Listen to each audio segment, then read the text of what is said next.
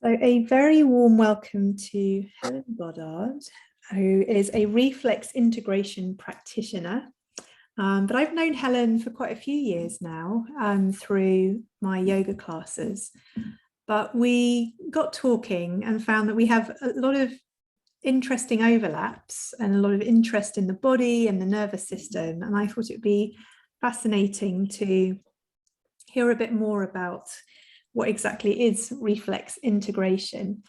If you don't know me, I'm Tessa, and I'm a yoga teacher and yoga trainer, and I also am a menstrual educator and an author of books for women and children. And all of that is all around being fascinated by the body. So I can't wait to talk to Helen today. Is there anything else you want to say about yourself? Yeah, sure. So I'm also fascinated by the body, and I'm a really creative person. And before I came to find rhythmic movement training, I was working in the theatre industry. And so I have a lot of creativity. I'm just really interested in speaking to all of your community about how I found RMT and how actually creativity and my interests still link into RMT, even though it seems not linked. But the journey to RMT from where I come from is really fascinating, and I'm excited to talk to your community and everyone about it. Brilliant. So we'll be talking a little bit about reflexes, like why are they important. I'm particularly interested because I teach mother and baby yoga, and I see some things happening with babies in classes. So we'll explore a little bit of why these particular things might be happening, what you can do about it. So, but it also can be helpful for adults. So I think there'll be something for everybody in this discussion. But I thought we'd do a little check-in first of all, to just see where we are today with the nervous system. So as you're watching this or you're listening, just listening, and doing it for yourself as well. So if you're sitting and there's something behind you, you might just lean back into it for a moment and really letting yourself be supported by the backrest. And feeling your bottom on the seat. Maybe your feet are on the ground, maybe your feet are tucked up underneath you, but being aware of the legs touching anything. And bring the awareness all the way down into the toes. Maybe your toes wriggle a little bit as you think about them. And being aware of the breath, not trying to change anything about it, but just noticing the breath.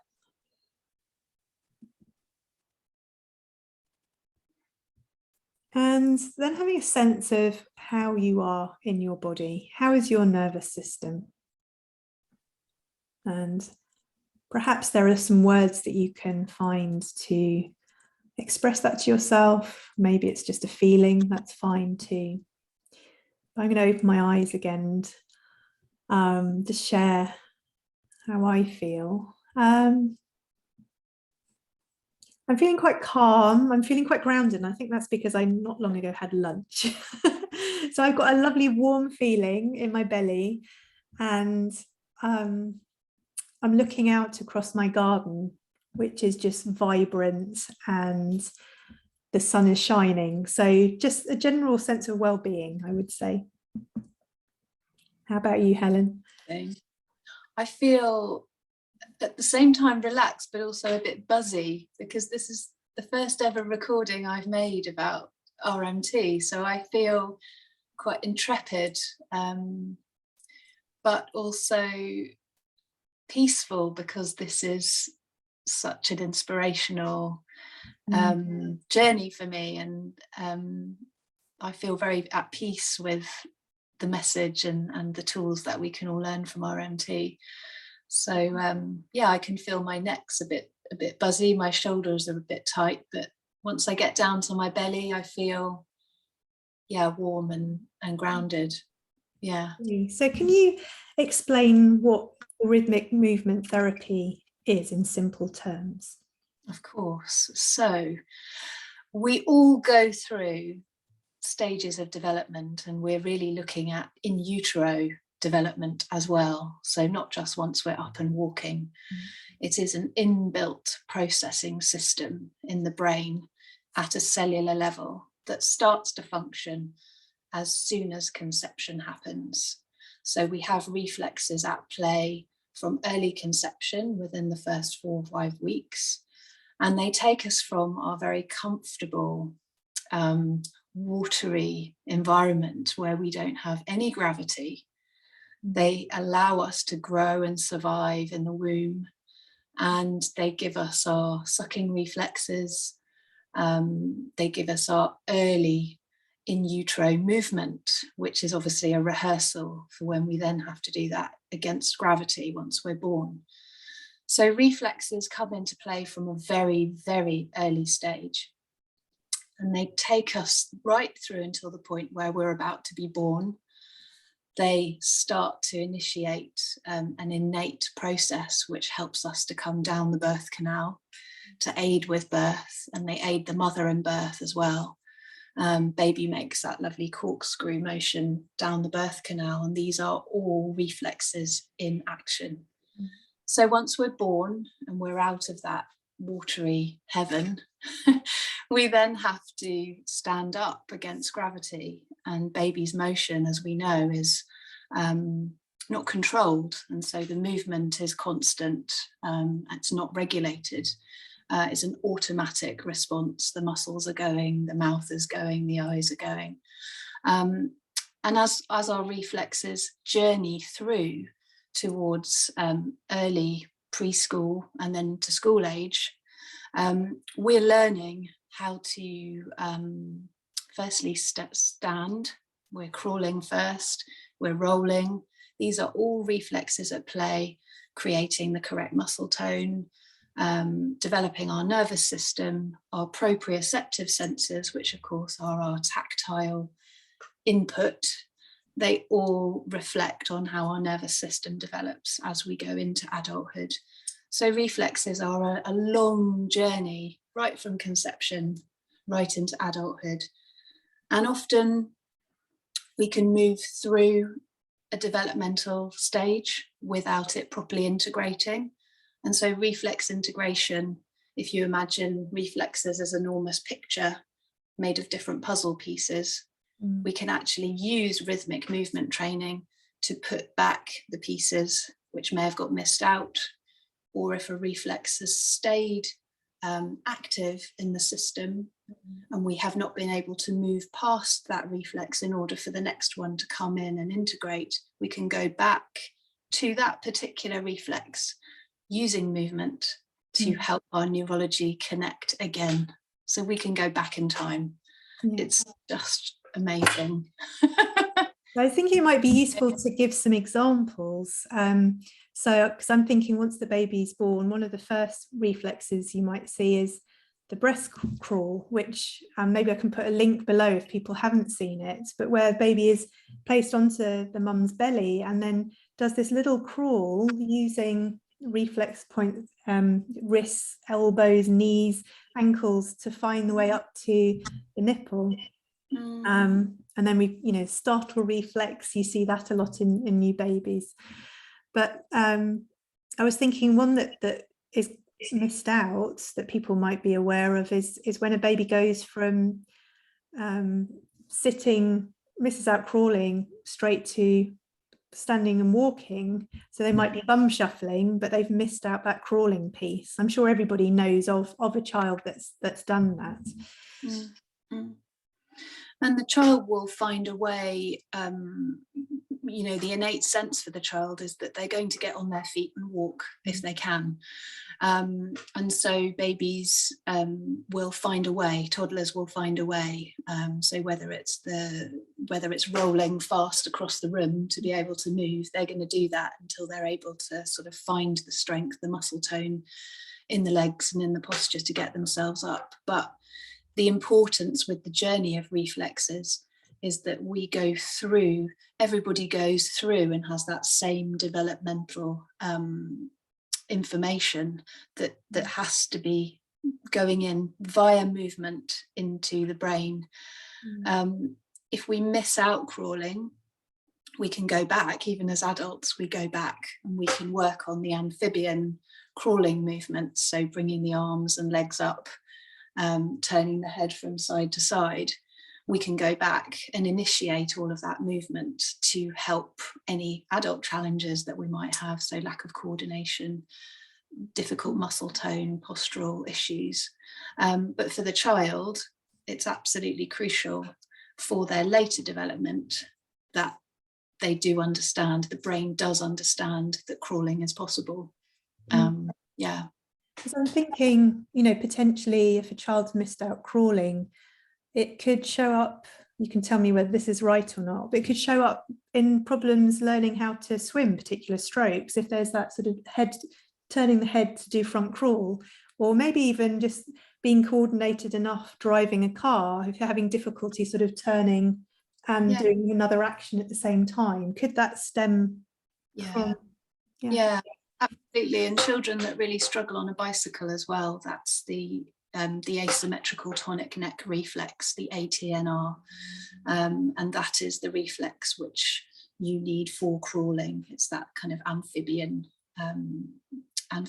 movement, and then things like reading become hard because they don't, the cross lateral movement, so the eyes even going right to left, then there may be issues there with reading, because actually it's really important that children understand that there's a midline that runs through the center of the body, and the limbs can move independently of the head. The lower body can move independently from the upper body. And so the quadrants of the body, the brain understanding that that can happen, is of massive importance to learning and starting. Because I was thinking, when you say understand, it's very much that embodied understanding, isn't it? That your body's explored and knows how to do those movements, rather than, you know, with an adult sort of just talking through what these things are. It's really about being in the body. And it's so funny. When I was doing some RMT for myself at the beginning of my own journey, there were movements that I just could not do, and I'd be in a learning situation with my mentor. Can you do, you know, start this movement? And I'd want to do it, and I kind of could hear what the mentor was saying to me, but my body was, the information was not available neurologically to be able to move. And when you're an adult, it is extraordinary to experience that. But you go through with your practitioner, and they'll show you the movement, help you to feel that movement actively, by maybe putting hands on your limbs and moving them for you. And the brain goes, yes. I remember now that I have a left foot and it can move there. It's extraordinary. Yeah, I'm trying to think of an example of that, because last September I started lifting weights for the first time. So I'd never done anything like that before. And I remember the first time I did a bench press, I was lying on my back with weights, pushing up towards the ceiling. And the very first time I tried it, my right arm was just like this. It didn't know what to do, because it hadn't been in that particular position with a lot of weight. And I've had a rest after a few repetitions. The very next time, a few minutes later, it knew what to do. It was incredible, the shift. Yeah, and it's amazing with children, because the plasticity of the brain is obviously enormous. As you get older, the brain is obviously still plastic into old age, and that's why we can go in and promote new learning, new connections. But for children, sometimes the effect of RMT, you know, on something like the ATNR, something like crawling, provided that the nervous system is functioning well, obviously that can prevent further learning and communication between the body and brain. But it can be transformative very quickly. I certainly noticed that with my son when we began with him when he was about 3 years old. I was going to ask you a bit more about that in a moment, but what you were just saying about the nervous system, I'm wondering whether sometimes as adults we can sort of regress a little bit, maybe because of an accident. Or what came to mind for me was, I remember once I was in a course, and I just had some news about somebody in my family dying. And that very morning, then I went to the course, and I couldn't do a very basic movement. It just wasn't available to me. And all I could think of, and I'd done it lots of times before, was that the emotional load was such that my nervous system just couldn't do that as well. Yeah, we find ourselves as adults sometimes in, could be a subconscious trigger, or it could be a very obvious trigger like the one you just talked about, but we will go into a fight, fright, flee, freeze or flop response. And for everybody, that response will be different according to our own unique nervous system. And if we put it into the context of children, or indeed in utero, if we have those, if we have the nervous system dysfunctioning, we ideally want the survival mechanism to be absolutely going. We want survival in that difficult moment, but then we want regulation after a certain period of time. And so, as you say, your movement returned perhaps once your nervous system then regulated. But what can happen, and I have my own personal experience with this, is that you can get stuck in what is the earliest reflex, which is called the fear paralysis reflex. And children that you see who are perhaps very, very withdrawn, babies who are very quiet, who maybe don't move much, it's a protective response. It's a survival response to fear at a cellular level. So we will experience that as adults or young children. We might cry, or we might have an outward response, a scream, a tantrum. But for some people, that response will be a sort of, paralyzing response. And within that response, if that's ruling the show, or you spend a lot of your early childhood or some of your adult life, or a continual experience of that, your body's not able to learn. It's in that survival, it's in hindbrain, it's in the most primitive part of the brain survival mechanism, and you're not using anything in the prefrontal cortex. Your limbic system is compromised.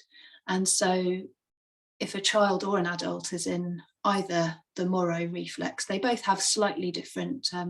Moro can tend to be more alert, so more movement, more alert, allergies, sensory processing issues, where maybe children need to touch things an awful lot because they're trying to find themselves within the space that they're in.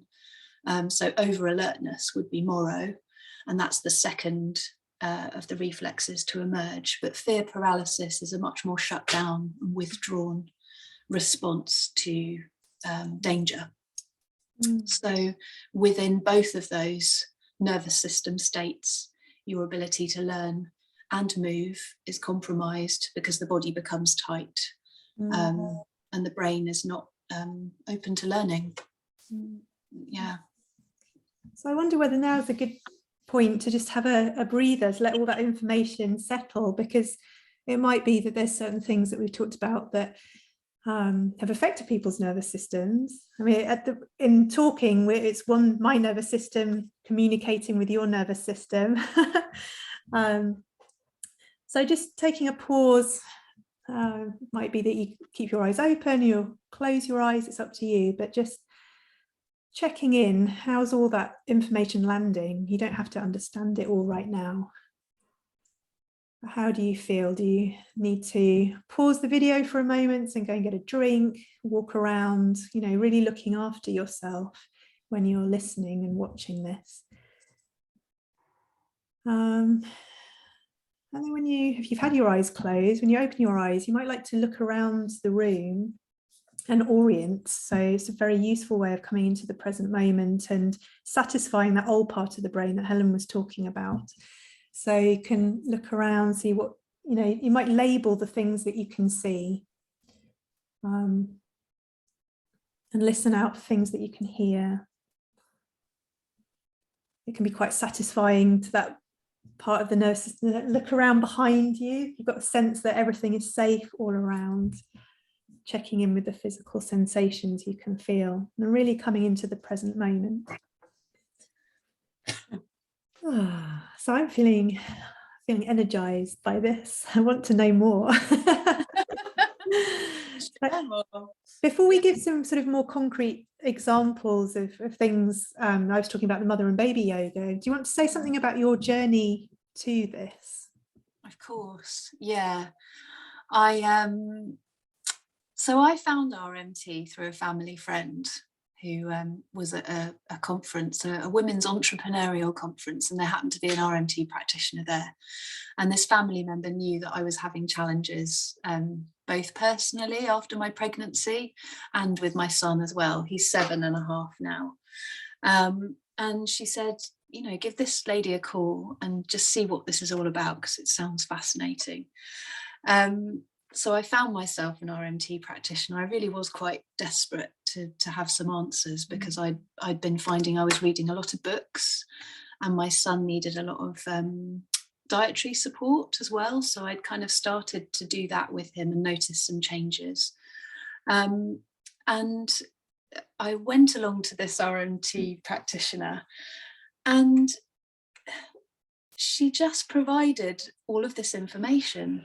Well, this is what's going on, and this is what the nervous system is doing. And have you noticed this way that he moves? It means that his spine is not properly integrated into his nervous system.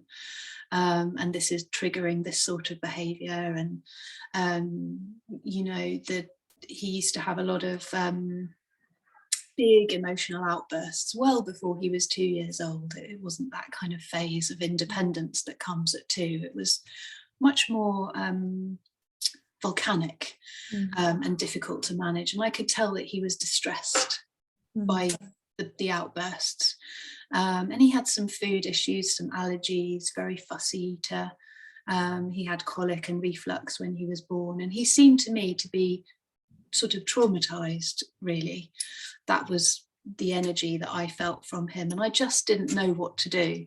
And I started with a very, very simple movement called ribcage rocking, and a movement called bottom rolling. And I was told to go away and do each of these movements for 5 seconds once a week. And the practitioner in the session, while we were working, she did the 2 movements, and she just said, you know, if he goes to sleep for a long time, that's okay. The brain is making connections and it's doing something that it's not used to doing. The other thing about my son is that he was so busy, he just wouldn't sit still, and he had trouble sleeping as well. So I would end up having to rock him or take him in the car to get to sleep. So I was feeling really frazzled, really exhausted, and really at my wit's end with how to help, because as a mum you just want to help, don't you? You want to provide something to soothe your child.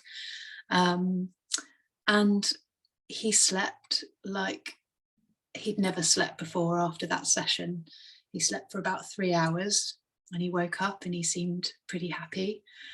And we did it for 2 weeks, and he suddenly seemed very different.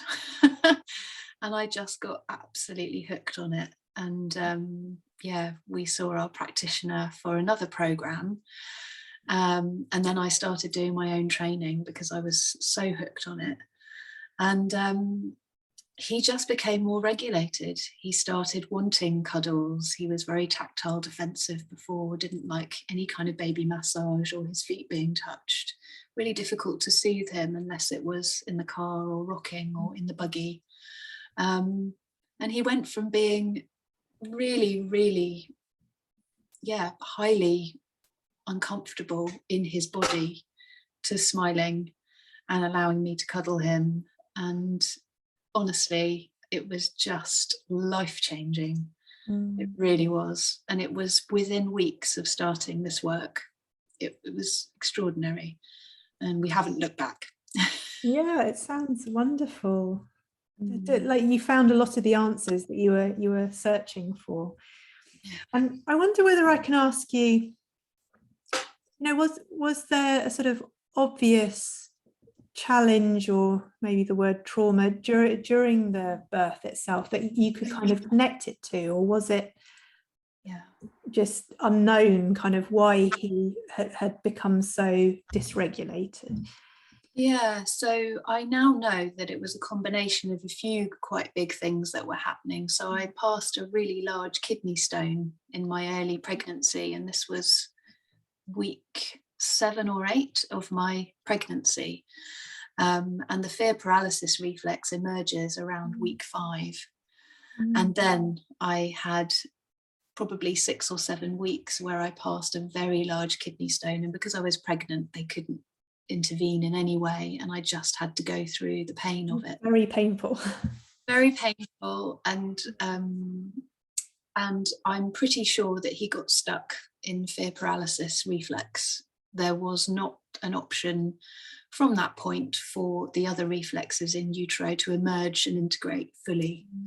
And so there was very low fetal movement while he was during gestation. He stayed relatively, once he was big enough to know where his back was and where his head was, he stayed very much in that same position for a long time. And so I didn't experience the kind of very busy baby movements, the turning, the twisting very often at all.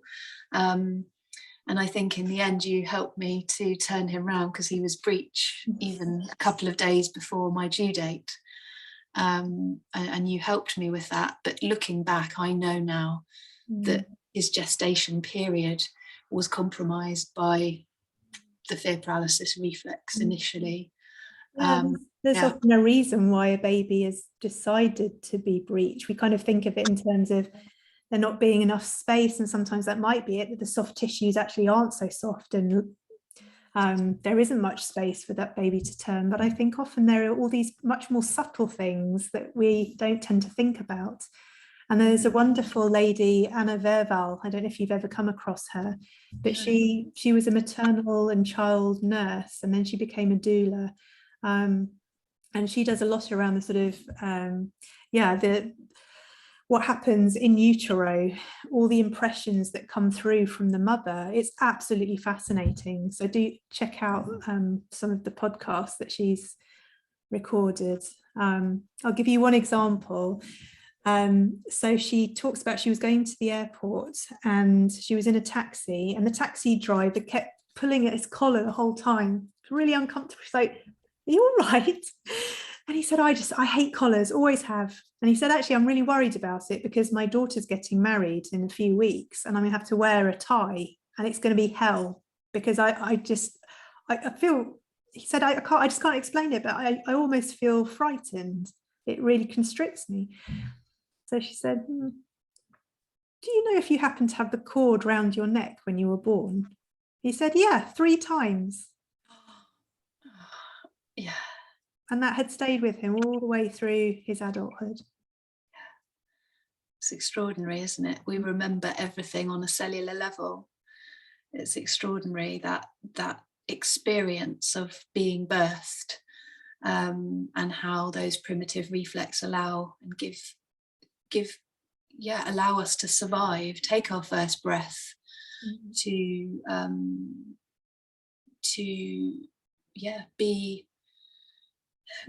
desire that milk, to crawl, as you say, along the belly and up to the breast, to get us where we need to be to survive. Yeah, what a wonderful example. That's so good. Yeah. I'm really interested what you were saying about your son's allergies and the issues with food, because I see a lot of babies in the classes who've got issues with reflux, and I think during the pandemic that has got a little bit worse. I know some chiropractors and they said they've seen a lot more feeding issues. So I don't know what the sort of take is from a reflex point of view on reflux. I found that the reflux for my son certainly was probably an issue to do with my food intake, because subsequently I also realised that I had gluten, dairy, allergies. And that actually, I just wish in hindsight that a doula or a midwife or a health visitor had said to me, just change your diet for a week or 2 weeks and see how your milk, what the quality of your milk will change, and then see if Max actually responds better digestively. So there's that, which is always worth looking at. The thing with digestion and reflux, a lot of people say it's the little flap, isn't it, which opens up, and that isn't mature enough to keep food down. My take on it is that if you've got toxicity in the gut from an allergy, so maybe it's something to do with a formula or a breast milk, or a food if it's babies old enough to be weaned, there's a lot of gas that's made in the digestive system, in the small intestine, and that can come up the gas, and that can cause sickness and reflux. The other thing that it could be from a reflex point of view is about the maturity of the digestive system. Is that digestive system able to digest? If it's in fight or flight, or freeze or flop, the likelihood of that child digesting its food properly, as an adult would be as well, is low, because at that moment in time we don't digest our food. In fact, we're more likely to have a number 2, or get rid of our bowel, rather than digestion just isn't a priority. So certainly for my son, his whole digestive system was totally locked in, totally tight. His belly, it looks like his core was really strong, but actually his belly was just totally tight.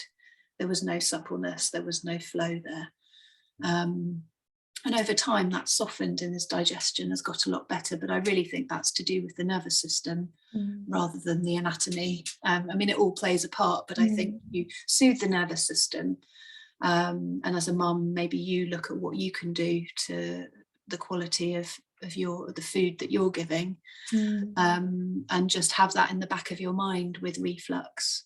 But it might be different for everybody. But well, so some of the chiropractors I've spoken to have said that they think it sometimes comes down to how the baby's been positioned in utero, and that if their head has been in a slightly awkward position, that sort of tracks through once they're born, and they don't have the freedom to move that helps them to feed, and if there's tightness, that has a knock-on effect. So I think, like a lot of things, it's sort of multi-pronged, isn't it? So you have to think about what could be going on there.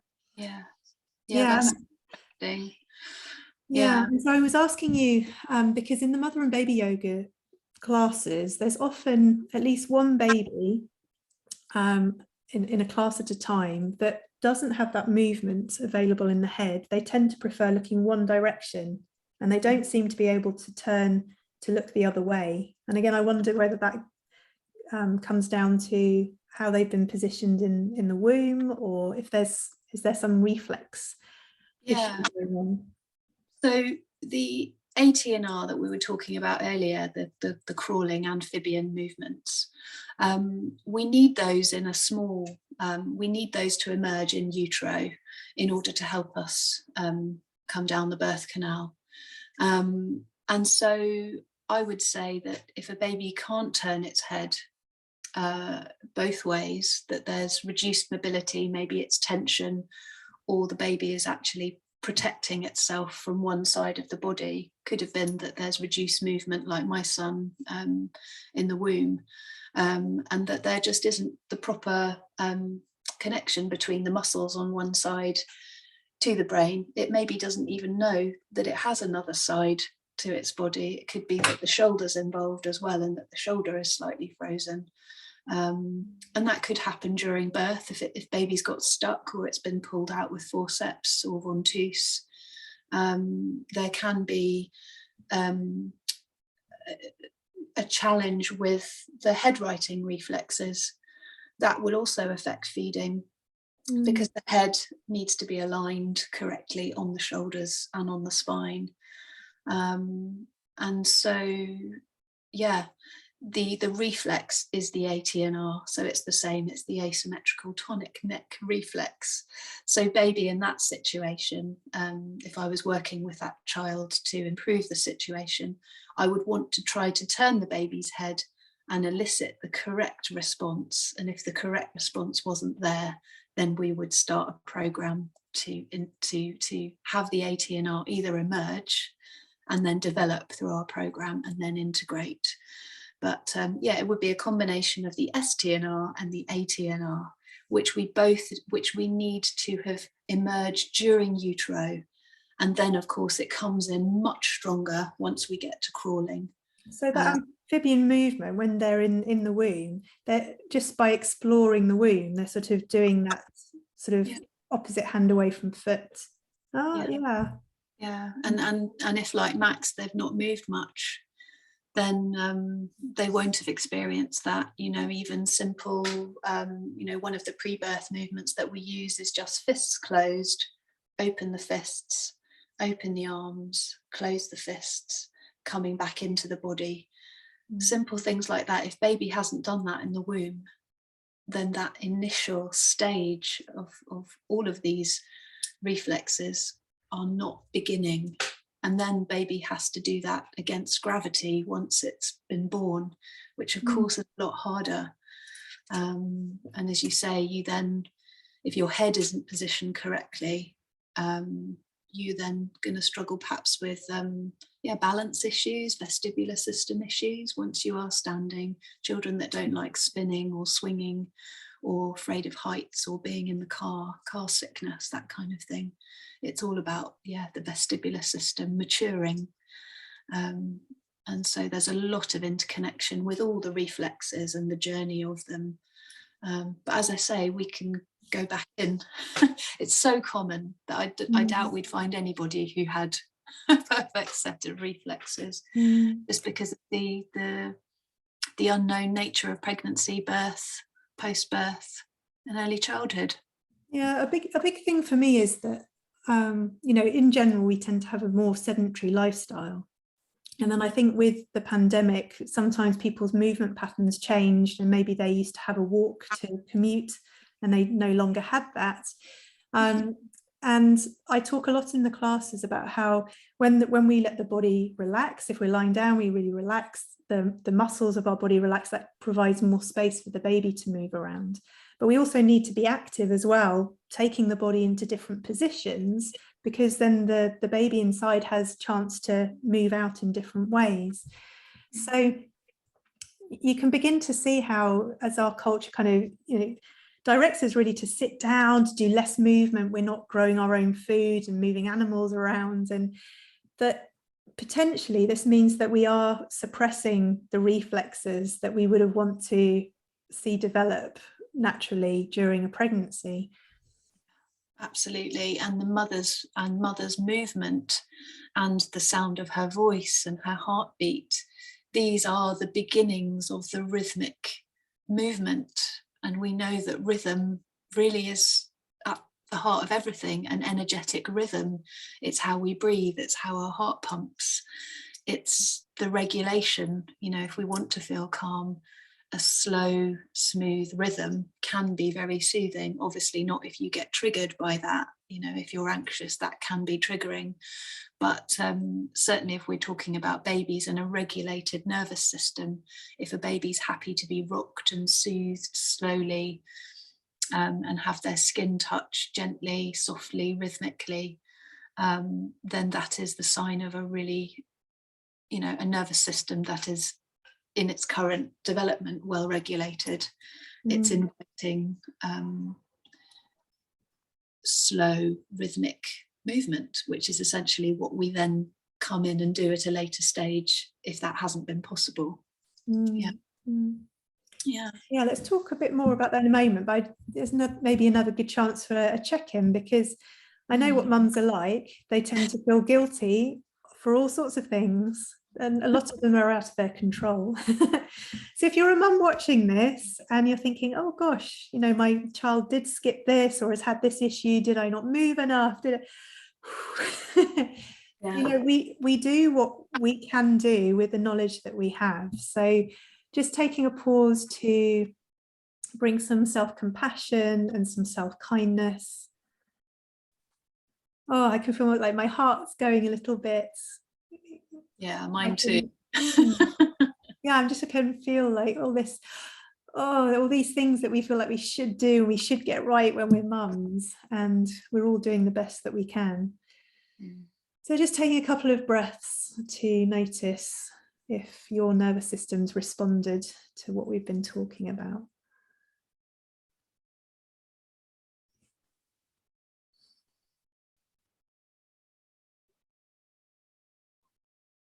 And I love this phrase, no wonder, it's like, no wonder I'm feeling a bit activated by that, because, as a mum, you're trying to do your very best, and you can't control everything. No wonder. Yeah. And we are all doing our best. It's so important to feel that compassion for your children and for yourself within the context of any kind of physical or learning challenge. It's paramount, because the compassion is the start of being able to move through it if you can and want to. For sure, it's really important. Yeah, thank you for saying that. And I was just thinking about the crawler. We were talking before about sometimes children missing that out. So obviously somebody could come to you and learn these practices to help reflexes be reintegrated, but sometimes I think people think, well, they've walked, and so does it really matter that they've skipped that? So what can you tell us more about those sorts of situations? Is it good to come as soon as you can, or does it not matter if it's years down the line and suddenly you realize that something might be linked back to that kind of situation? Yeah. I think it's easy with our children, isn't it, to sort of see, oh, well, they seem really happy and they're really sociable and they seem to be learning okay. And all children are different and unique. If things seem to be, going well, and the child seems to be, functioning well, that is absolutely fantastic. But all I would say is that if you know that they skipped crawling, or that there is some issues reading, or maybe there's some vestibular system isn't maturing as well as it could do. So then balance piece, is it? Yeah, balance. And also the vestibular system is so important to how safe we feel in the world, because it's the head and it's the position of the head on the body. And so if the body at a cellular level and a postural level understands that it maybe isn't safe, and it has to look for ways in which to understand where it is in space, that is so taxing on the nervous system, and it's so effortful for the child and for the adult. And I have direct experience with this from my own journey with reflex integration. The effort that I put in to go through life and achieve what I wanted to achieve was really, really a lot on the nervous system. And so I would say that there's so much to be gained for your child as they grow up, to actually be able to make movement for them as smooth and as effortless as possible, because they will be able to feel safe in the world. They will understand where their body is in space. And in turn, that then affects how they treat other people, because if we don't feel safe, we're not able to act in the world as compassionately or as we would hope to, because something just doesn't feel right, or there's an emotional response to not feeling safe, however that manifests.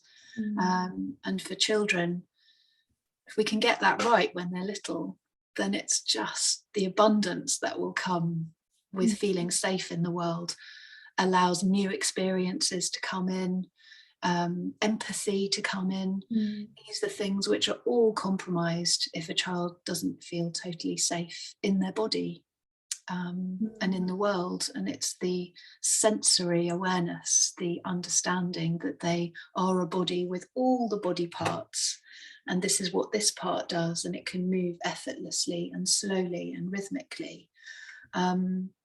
These are all allowing that child the best possible chance of don't want to say success, because that sounds like it can be measured, but an authentic feeling of their body. So important. And for adults as well, if you know that you missed crawling, or that you have real trouble organizing, or that your nervous system seems to be activated on a daily basis, or if you have postural problems, rounded shoulders, difficulty swallowing, dyslexia, spectrum disorders, all of these will have links to reflex, active reflexes, primitive reflexes.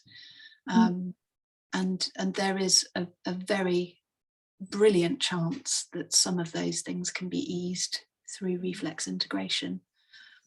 Because I know from the work I do with people who've got birth trauma that it's sometimes not initially that they seek some support with it. They might think, well, it's happened and I'm getting on with parenting, and it's sometimes later on when there's a layering of other things. So maybe something happens with a parent or an illness, and the nervous system gets overwhelmed.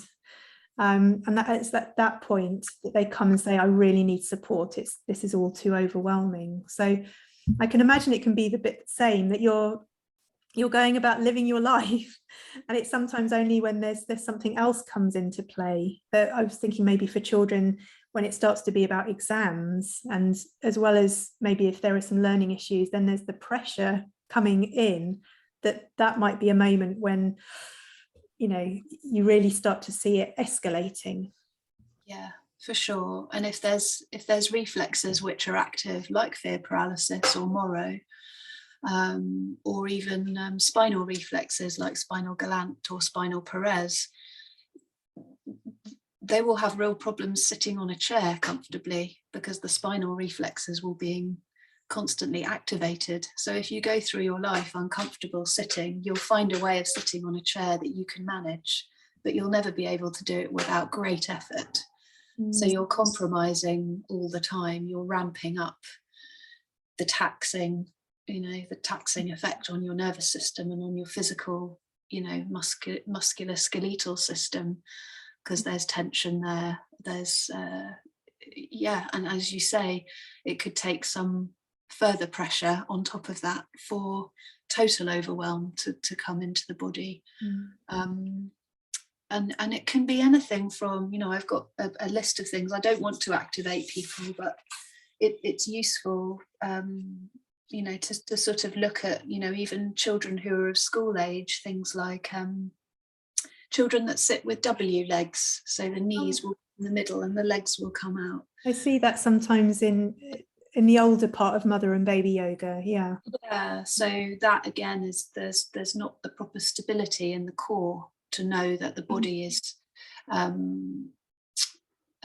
structurally strong enough to sit with a smaller footprint.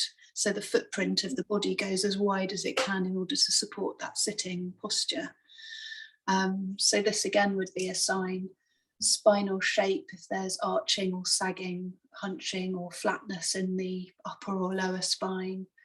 Some children don't like to put their hands on the ground if they're crawling. They'll crawl with cupped fingers, and it's because there's sensory issues going on with the palm. I do see that sometimes in adult classes as well, that people don't like to have the palm flat, and I always used to assume when I was a new teacher that it was because of wrist problems, but when you inquire and you ask, they say, oh no, my wrist is fine, I just don't like having the hands flat. And the hands and the mouth are connected, because the mouth is obviously where we experience the world from when we're in utero, because it's the sucking reflexes. The tongue starts to practice feeding in utero, and then obviously once our sucking root reflexes are integrated, it then becomes about feeling the world through our hands.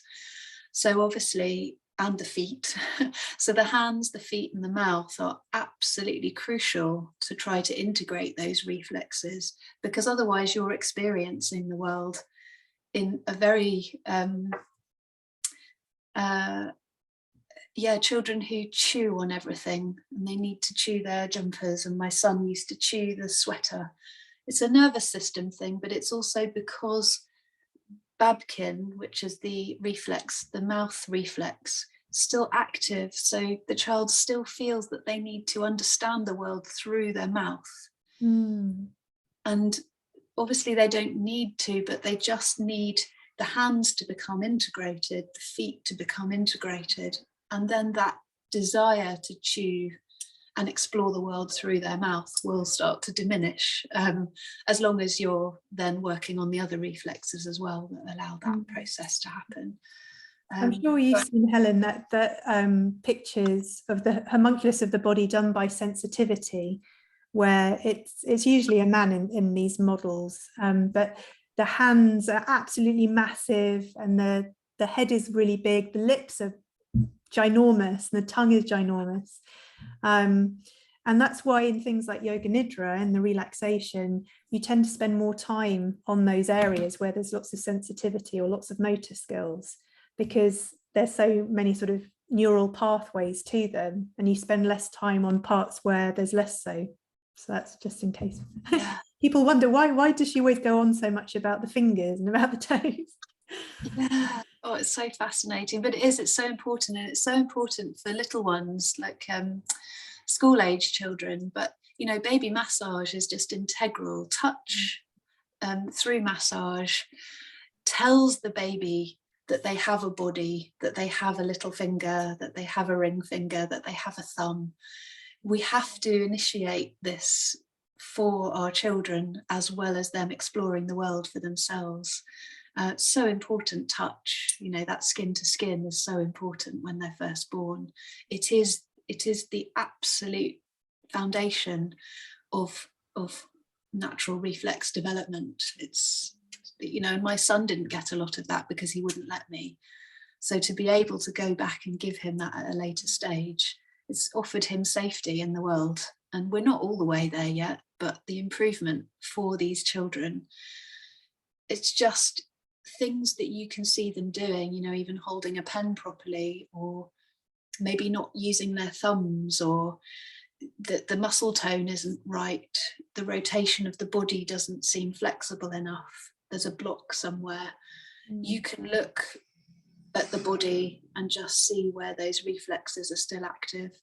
And you know, it can help children's attainment massively. I mean, the mentor that teaches me, she's had children who are a year behind in their education catch up within a couple of months of doing RMT. You know, such profound change just through creating the correct muscle tone, the correct proprioceptive information going in. And by proprioceptive, I mean touch, stimulus. So when we're asking children to play in the sand, play in the mud, touch the tree, they're all different types of textural sensory stimulation, seeing different colours, listening to different sounds. All of that is creating huge amounts of new neural pathways and connections coming in through the nervous system, toning the muscles in the correct places. You know, what I'm looking for in children is often high tone or low tone, and in adults as well. So just to give an example of myself, I have very high tone in my legs and very low tone in my arms. And that's because my lower body is overcompensating for a lack of connection to my upper body muscles, if that sort of is understandable. And for children too, you can see sometimes that the hands are floppy or the arms seem limp. Again, you'd want to start to stimulate the proprioceptive information going into the arms and the hands. And then you'd start to see increased muscle tone, increased coordination, increased strength. I've been doing some of the practices with Helen, and what's really interested me about it is that some of them are quite subtle, and yet I tend to find them quite soothing on the nervous system, and sometimes quite tiring, especially the first time I've done them with her. yeah, it's very subtle stuff, but I think doable. You know, you can incorporate it into your life. It's sort of not, when you talked about programs before, it's not a very difficult thing to start doing. It's yeah, something you can implement. And you were telling me before about how you can do it with songs and through games with the children to make it more accessible to them. So I think it's fascinating. Yeah, there's so many games we can play. One that I really like, which I couldn't do when I started, was just putting a sheet of paper down on the floor on a table, placing your palm on top and trying to scrunch the paper up. So you have to keep your hand flat, and it's all about seeing if the muscle tone that you can actually scrunch the paper, and you actually have to get it into a ball and scrunch it with one hand. And when I tried to do that as an adult, I couldn't do it. And it was so clear that my hands just were not integrated. And I've always had problems with my hands being coordinated, dancing, playing sports. And I was shocked I couldn't. You know what I'm doing? As soon as you're finished, I'm going to go and try it. Once you've got the paper in your hand, you then need to scrunch it into a whole ball. Don't then, you know, it's really weird. It's really weird. But yeah, we use rhymes, massage. There's so many wonderful massage storybooks. So you're, you know, maybe if your child's got active spinal reflexes, which means that they're not able to flex, or maybe the flexion coming forward is over pronounced, and that actually we need to get them to extend the spine. So people who are great at gymnastics and can do a lovely back bend, the spine should be able to move both ways. It doesn't mean that all people will have amazing flexibility, but the spine should move both ways. And so you can really encourage that by massaging your child's back, telling them stories about, we've got one about a pirate ship that I do with my son on his back, and all of that, it's touch. With children, it's often touch. And obviously as a parent, we would work on that program and we would create that safe touch via, you know, mum or dad or the caregiver, even brother or sister. And we can make it really fun. Snow angels, obviously bringing the arms and legs up simultaneously while laying down on the floor. For a child who's got a retained ATNR reflex, this will be really difficult because they can't simultaneously move all the limbs symmetrically. But you only need to do it 2 or 3 times to try, and then show them, and it won't be fluid and it won't be smooth and it might not be as slow, but the brain will very quickly start to realize that, oh, I can do that. And the program might be a game, a massage and a snow angel, you know, once a week, and we do that for 3 weeks and see what's happened. We can never tell what the brain's going to do with the information. That's why I think RMT is so, as you say, subtle, because obviously I have almost like a menu of movements according to the challenges that might come up for somebody's situation. But there are things that have happened to me that I hadn't realised, you know, that the messiness around the house that I used to have is completely gone now because I'm organised in my brain. It's like tidy brain, tidy environment. And I was forever losing everything, getting everything in a mess. People telling me, my God, you're so messy. Student house, you know, oh, Helen's mess is everywhere, the washing up everywhere. But it was a retained reflex. It wasn't actually Helen. It wasn't who I am.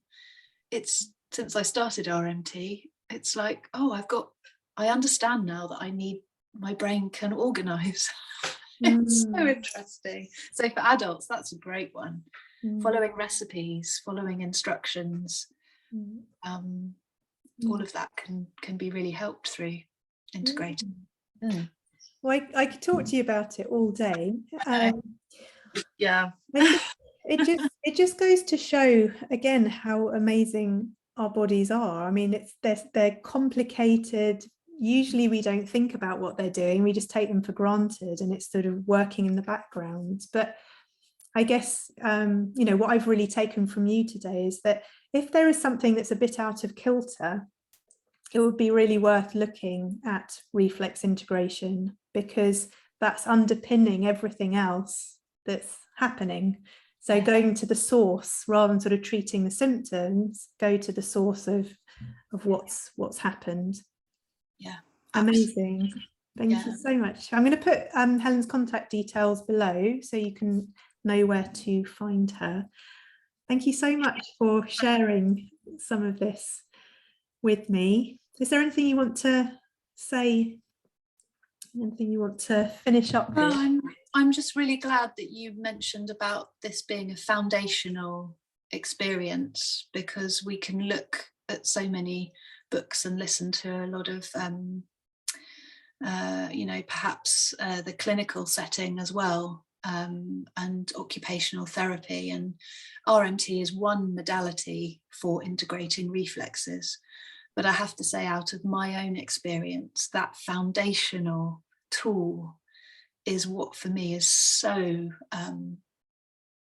just so awe-inspiring about the process of RMT.